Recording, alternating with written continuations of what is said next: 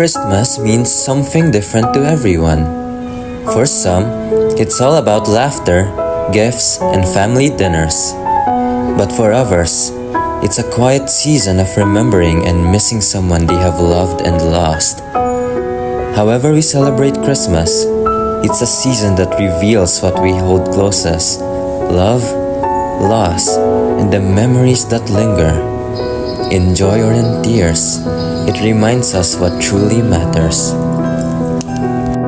Ako si Maria Erlinda Jaime. Ang Pasko para kanako ay ang panahon nga makatapok ang pamilya aron isaulog ang adlaw nga natawhan sa atong Ginoo.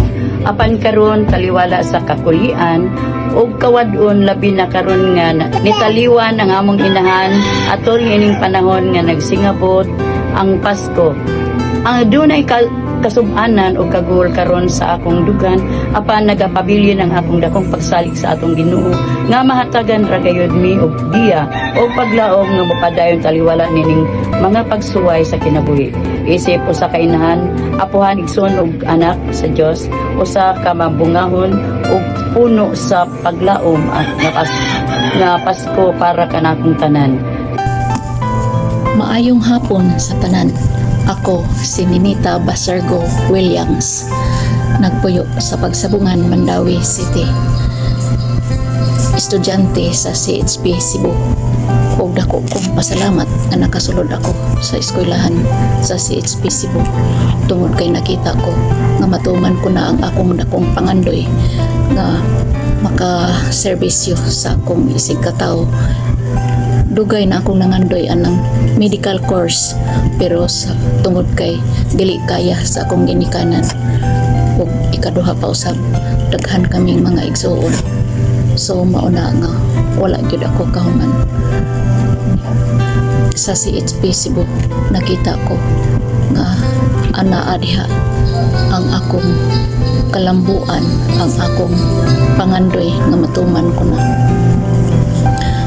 Bisan pa man sa kataas mga pagsulay, bisan pa man sa grade 11 naglisod kami sa among mga leksyon tungod kay nabaghuan ako kay dugay naman akong nakaundang, pero paningkamutan ko na makagraduate yun ako hangtod grade 12 sa among mga maestra nga matinud-anon nga matinabangon usab sa ilang mga estudyante. Nagpasalamat ako ug dako ug kini karong umaabot nga Pasko sa pagkatao sa atong Ginoo.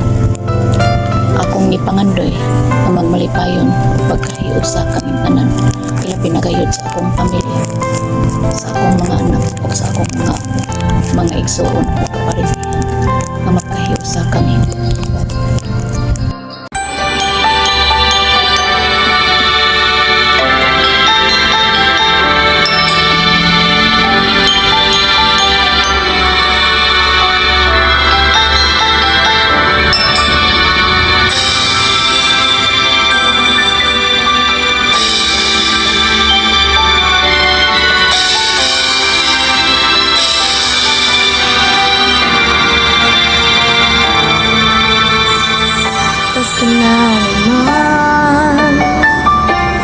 Ngunit wala ka pa.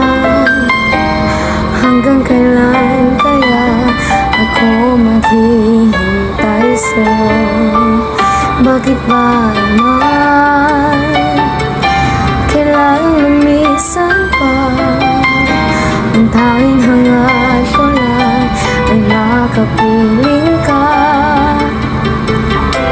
Sana ngayong Pasko ay maalala mo pa rin ako.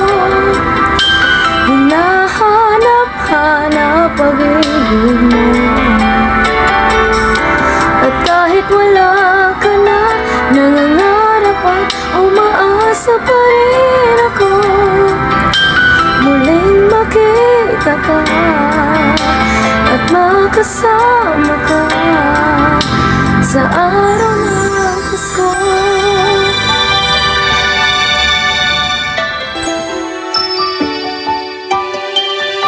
Si Pamela May Banzon. ang minyo o may dakabukan. Klaro kaayo sa akong pangandoy nga makalingkawat sa kalisod para yun sa akong mga anak. Kanang sakripisyo akong gantos, bisan sa kulang ko sa suporta sa akong paris, sa akong pagtungha sa grade 12 sa HPCU, apan posigido gyapon ko nga makauman. Ipasan ko tanang tungod, nasayo ko nga umabot nga makabot na ko ang akong mga panginoon. Karong Pasko, nagampo ko na unta makatapok ni sa akong pamilya o mabalik ang ilang pagsuporta sa akong mga pangandoy na makakuman sa kalisod. Good day, everyone. I am Baby Rose Obidencio, grade 12 student at CHPC. I am a wife and a mother of 2 wonderful children, both whom have special needs. Despite the challenges I face as a mother and a student, I remain determined to pursue my education and strive for a brighter future for my family. As we celebrate this joyous season of Christmas, my heart is filled with hope and gratitude. I pray for blessings from the Lord, especially for the good health for everyone, most importantly, for my children. To me, Christmas is about love, kindness, and sharing, no matter how small. When given a sincere heart, even the simplest gift can bring immense happiness. I would like to take this opportunity to thank CHP Cebu Senior High School family, our principals, teachers, and the fellow students for the unwavering support, encouragement, and understanding that you have shown me through my journey.